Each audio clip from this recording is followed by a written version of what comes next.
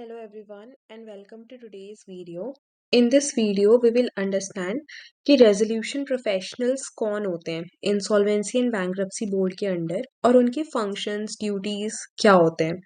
सबसे पहले हम basic चीज़ समझेंगे कि resolution professionals क्या काम करते हैं, कौन होते हैं, कब अपॉइंट होते हैं. जब एक बेसिक अंडरस्टैंडिंग आ जाएगी तब हम इनसे रिलेटेड इम्पॉर्टेंट केसेस डिस्कस करेंगे. आगे बढ़ते हैं. तो स्टैट्यूटरी डेफिनेशन स्टैट्यूटरी डेफिनेशन के पहले मैं आपको एक प्रैक्टिकल एस्पेक्ट समझा देती हूँ रेजोल्यूशन प्रोफेशनल्स का. नॉर्मली आप देखोगे कि जो CA, chartered accountants, company secretaries, lawyers, company advocates, ये सारे लोग जनरली रेजोल्यूशन प्रोफेशनल्स का काम करते हैं, रेजोल्यूशन प्रोफेशनल्स होते हैं.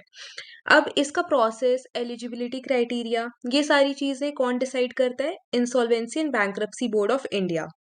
जब एक resolution professional relevant eligibility criteria, experience, law finance में वर्क एक्सपीरियंस, ये सारी चीज़ें मीट करता है, तब उसको एक लाइसेंस ग्रांट होता है आईबीबीआई के द्वारा. वो होता है इंसॉल्वेंसी प्रोफेशनल का लाइसेंस.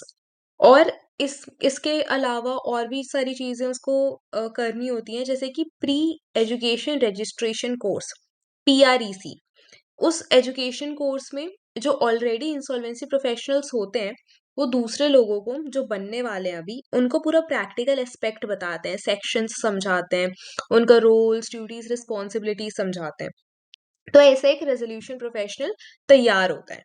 अब अगर हम एक्ट की बात करें तो section 5 sub section 27 of insolvency and bankruptcy code में, sorry, section 5 clause 27 of insolvency and bankruptcy code में रेजोल्यूशन प्रोफेशनल को बोला गया एक इंसॉल्वेंसी प्रोफेशनल जिसको अपॉइंट किया जाता है to conduct corporate insolvency resolution process. अब ये इंपॉर्टेंट है, रेजोल्यूशन प्रोफेशनल सिर्फ कॉर्पोरेट इंसॉल्वेंसी रेजोल्यूशन प्रोसेस के लिए होता है. अगर CIRP चल रहा है तो रेजोल्यूशन प्रोफेशनल है.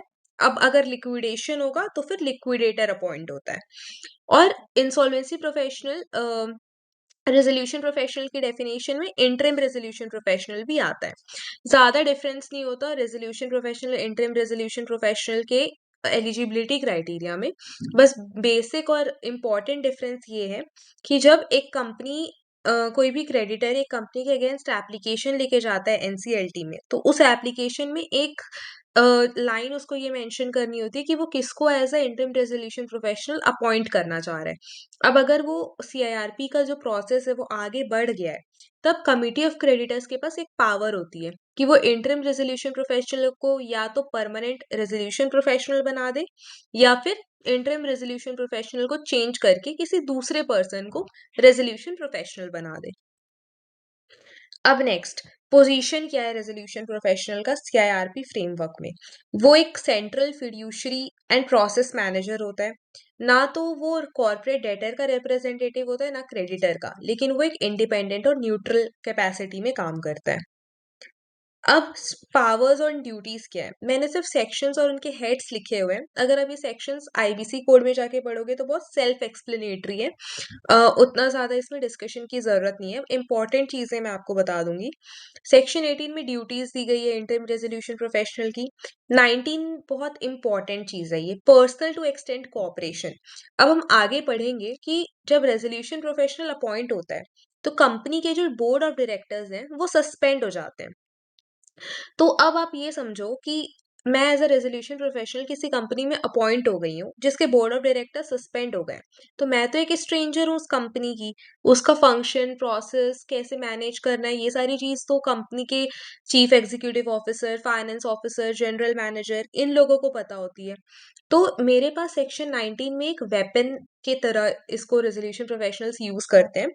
19 clause 2, to be specific 19 clause 2 में ये दिया हुआ है कि मैं NCLT पे एप्लीकेशन डाल सकती हूँ कि ये जो मैनेजर्स हैं ये कोऑपरेट नहीं कर रहे हैं इस कंपनी के. तो ये मेरे लिए ये एक बहुत इंपॉर्टेंट पावर होती है RP के पास. फिर 20 है management of operation as a going concern. Going concern is very important word. अगर आप IBC का पूरा framework, history, bankruptcy law reforms committee की रिपोर्ट, सारी चीज देखोगे आपको गोइंग कंसर्न बेसिस मिलेगा. मतलब IBC का ऑब्जेक्टिव ही है कि अगर कोई कंपनी ने डिफॉल्ट कर दिया है तो भी हम उस कंपनी को बंद नहीं करना चाहते, उसको हम गोइंग कंसर्न रखेंगे।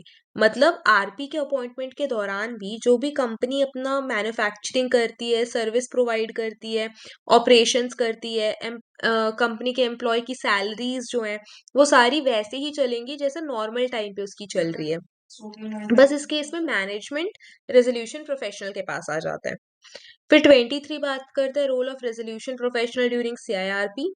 25 बात करते हैं duties of resolution professional. Next है management and control of corporate debtor. जैसे ही सीआईआरपी स्टार्ट होता है, जो power of board of directors है वो सस्पेंड हो जाता है। आरपी के पास कंट्रोल एंड कस्टडी आ जाती है कॉर्पोरेट डेटर के एसेट्स की। आरपी मैनेज करता है कॉर्पोरेट डेटर का affair as a going concern. RP exercise करता है authority over financial records, bank accounts, business operations and की पर्सनल। अब नेक्स्ट, ये तीन चीज इंपॉर्टेंट है बहुत। अगर आप इसको समझ जाओगे तो आपको एक बहुत अच्छा ओवरव्यू मिल जाएगा रेजोल्यूशन प्रोफेशनल के वर्किंग के ऊपर। Preservation and value maximisation. RP को इंटरेस्ट किया जाता है कि वो कॉर्पोरेट डेटर के एसेट्स को प्रिजर्व एंड प्रोटेक्ट करे। अब वो ये कैसे कर सकते हैं? देखो, कंपनी के पास जो एसेट्स होते हैं कंपनी के नाम पे होते हैं, लेकिन उसका पूरा मैनेजमेंट डायरेक्टर्स करते हैं। तो अब डायरेक्टर्स के पास उनको पता है कि कौन सा एसेट कहाँ पे उन्होंने कितने वैल्यू में लिया है। ऐसा हो सकता है कि वो उस एसेट को अपने नाम पे कर ले या किसी अपने एक्सटेंडेड रिलेटिव को दे दे या उसको ऑफशोर किसी अपनी सब्सिडरी के नाम कर दे और ये एक्शंस ऑथराइज कर दे। तो ये सारी चीज आरपी को देखनी होती है कि कॉर्पोरेट डेटर का जो भी एसेट्स है वो प्रिजर्व एंड प्रोटेक्टेड रहे कॉर्पोरेट डेटर के क्रेडिटर्स के लिए। और जो मैनेजमेंट है जिसने ऑलरेडी डिफॉल्ट कर दिया है पेमेंट्स में, वो इन एसेट्स को अपने बेनिफिट के लिए यूटिलाइज ना करे। और इसी के साथ साथ एसेट डिप्लीशन भी प्रिवेंट होता है और डाइवर्शन भी। और फिर ऑपरेशनल कंटिन्यूटी होनी चाहिए कंपनी की ताकि सारे स्टेक होल्डर्स का वैल्यू मैक्सिमाइज हो।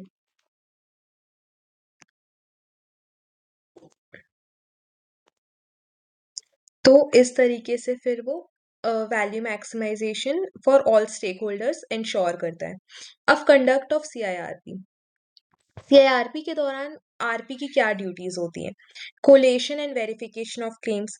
अब अगर किसी कंपनी ने डिफॉल्ट करा है तो जाहिर सी बात है उसके बहुत सारे क्रेडिटर्स होंगे। इन क्रेडिटर्स का अगर हम सीआईआरपी रेगुलेशंस देखेंगे तो उसमें अलग अलग फॉर्म्स दिए गए हैं।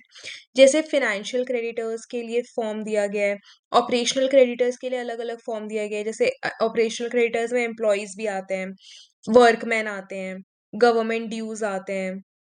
फिर operational creditors who are neither employ nor workman वो आते हैं। जैसे अगर बिजनेस है तो वो अगर कोई कंपनी है तो वो दूसरी कंपनीज के साथ भी बिजनेस करती है, जैसे स्टॉकिस्ट हो गए, वेयर हाउस हो गया, इन सारी चीजों के लिए। या गुड्स या सर्विसेज कोई दूसरी कंपनी प्रोवाइड कर रही है, इंश्योरेंस और ये सारी चीज। तो अगर हम सीआरपी रेगुलेशंस देखें तो उसमें डिफरेंट फॉर्म्स दिए गए हैं डिफरेंट क्रेडिटर्स के लिए। तो वो क्रेडिटर्स इन फॉर्म्स में अपना क्लेम सबमिट करते हैं। तो अब ऐसा भी हो सकता है कि मैं एज अ एम्प्लॉय अगर अपना क्लेम सबमिट कर रही हूँ तो मे बी मैंने ज्यादा अमाउंट का क्लेम सबमिट कर दिया, लेकिन मेरे पास उतना प्रूफ नहीं है दिखाने के लिए कि इतना क्लेम मेरा बनता है कंपनी के अगेंस्ट। तो जो आरपी की टीम होती है वो वेरीफाई करती है क्लेम्स कि जितना क्लेम्स मैं सबमिट कर रही हूँ उसके साथ मैंने प्रॉपर डॉक्यूमेंट सबमिट किए हैं या नहीं। जैसे कि मैंने अपना appointment letter, resignation letter, relieving letter, ये सारी चीजें उनको दी है कि नहीं, अपना बैंक स्टेटमेंट दिया है कि नहीं, पीएफ ड्यूज के रिगार्डिंग स्टेटमेंट दिया है कि नहीं। तो ये सारी चीज भी एक रेलेवेंट रोल प्ले करती है। ठीक है, अब नेक्स्ट होता है inviting and examining resolution plans. जैसे कि मैंने आपको बताया कि अगर कोई कंपनी ने डिफॉल्ट कर दिया है तो अब जो दूसरी कंपनीज हैं जो प्रॉफिटेबल हैं और जो उसी बिजनेस सेक्टर में, मतलब मेजरली ऐसा होता है जो उसी बिजनेस सेक्टर में काम करे, जैसे कोई अगर एलईडी की कंपनी ने डिफॉल्ट कर दिया तो जो दूसरी बड़ी एलईडी की कंपनीज हैं उनके पास ये ऑप्शन होता है कि वो रेजोल्यूशन प्लान सबमिट करके इस डिफॉल्टिंग कंपनी को टेक ओवर कर ले, उसको एक्वायर कर ले। तो ये भी अपना रेलेवेंट फॉर्म्स में रेजोल्यूशन प्लान्स, मतलब रेलेवेंट क्राइटेरिया में अपना रेजोल्यूशन प्लान सबमिट करते हैं। तो अब आरपी का ये भी ड्यूटी होता है कि इनके सारे फाइनेंशियल्स चेक करना, इन्होंने कंप्लायंट रेजोल्यूशन प्लान सबमिट किया है कि नहीं ये देखना, सारे रूल्स एंड रेगुलेशंस के साथ इन्होंने कंप्लाई किया है कि नहीं रेजोल्यूशन एप्लीकेंट्स ने। ये सारी चीज भी आरपी की ड्यूटी में आ जाती है। फिर सबसे इम्पोर्टेंट है कि जो भी कंप्लायंट प्लान्स हैं उसको आरपी सीओसी के सामने रखता है फॉर कंसिडरेशन। अब आरपी और कमिटी ऑफ क्रेडिटर्स का क्या रिलेशन होता है? देखो, डिसीजन मेकिंग पावर है वो सीओसी के पास ही है। सीओसी में फाइनेंशियल क्रेडिटर्स होते हैं, जो कि होते हैं बैंक्स, फाइनेंशियल इंस्टीट्यूशंस, जिन्होंने पैसा दिया हुआ है कंपनी को।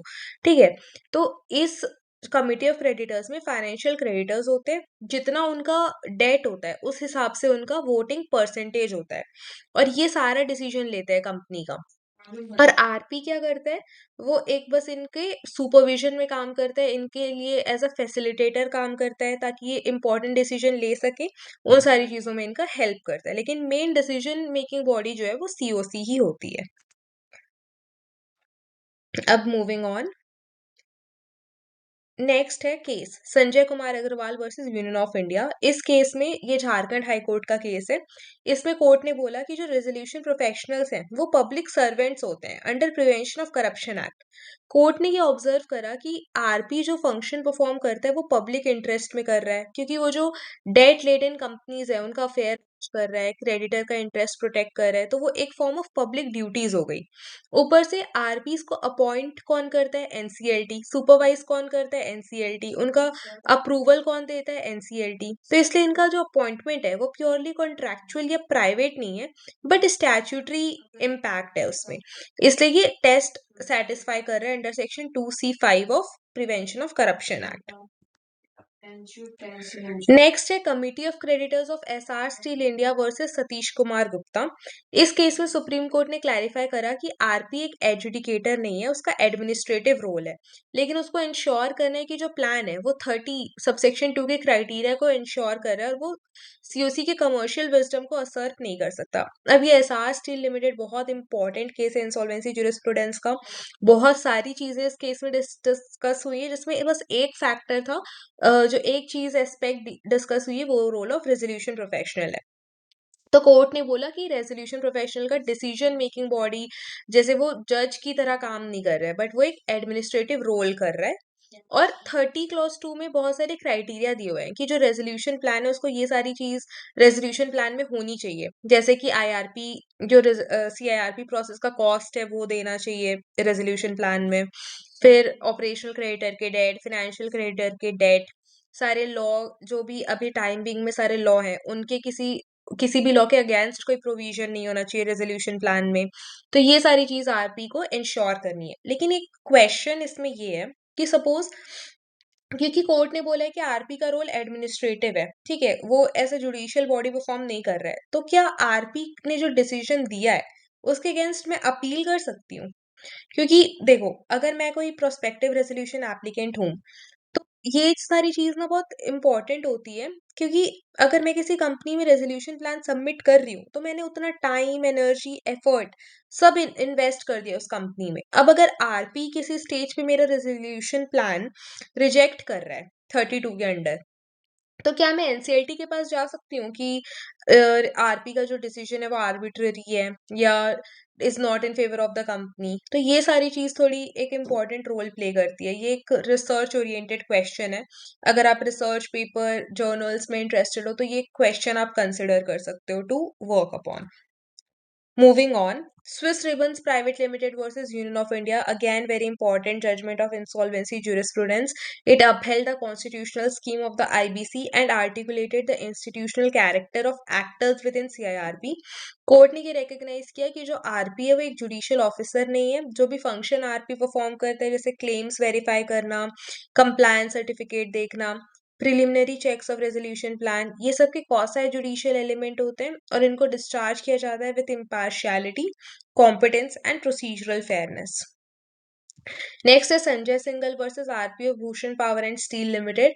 कोर्ट ने इस केस में क्रिटिसाइज करा था एक रेजोल्यूशन प्रोफेशनल को, क्योंकि उसने बेसिक ड्यूटी नहीं निभाई थी अपनी। जैसे सेक्शन 29A, सेक्शन 29A बहुत बार करता है कुछ लोगों को टू सबमिट रेजोल्यूशन प्लान। जैसे कि अगर कोई पहले कंपनी का प्रमोटर है, या किसी कोई डिफॉल्टिंग एंटिटी है जिसका नॉन परफॉर्मिंग एसेट है किसी बैंक में, विलफुल डिफॉल्टर है, ये सारे लोग, उसमें पूरी लिस्ट दी हुई है, फैक्टर्स दिए हुए हैं, ये सारे लोग सबमिट नहीं कर सकते रेजोल्यूशन प्लान। और फिर सेक्शन 32 सेक्शन 32 में आरपी की ड्यूटी बनती है कि उसमें जितने भी फैक्टर्स दिए गए हैं जो कि एक रेजोल्यूशन प्लान में होने ही होने चाहिए मैंडेटरीली, तो ये सारी चीज आरपी के लिए बहुत इंपॉर्टेंट है कि वो इन ड्यूटीज को अच्छे से निभाए, क्योंकि ये किसी कंपनी के रिवाइवल का सवाल है। तो अगर किसी सपोज 32 में आरपी ने बिना कंपनी के रेजोल्यूशन जो एप्लीकेंट है उसका बिना फाइनेंशियल चेक करे दे दिया उसको कंप्लायंस सर्टिफिकेट, तो आगे जाके वो कंपनी के लिए बहुत बुरा साबित हो सकता है, कंपनी का रिवाइवल के ऊपर सवाल आ सकता है। तो कोर्ट ने बोला कि ये जो सर्टिफिकेशन आरपी प्रोवाइड करता है वो एक रबर स्टैंप नहीं है। और अगर आरपी किसी प्लान को सर्टिफाई बोल रहा है तो अब आरपी के ऊपर रिस्पॉन्सिबिलिटी है कि उस सर्टिफिकेशन को सुपरफिशियल या मिसलीडिंग नहीं होना चाहिए to the CoC and the adjudicating authority. तो ये केस बहुत इंपॉर्टेंट है कि आरपी अपनी ड्यूटीज को हल्के में ना ले, बल्कि ये बहुत इंपॉर्टेंट उनको फंक्शंस दिए गए हैं इंसॉल्वेंसी कोड के अंडर। तो that was it for today's video. Thank you so much for listening. See you in the next.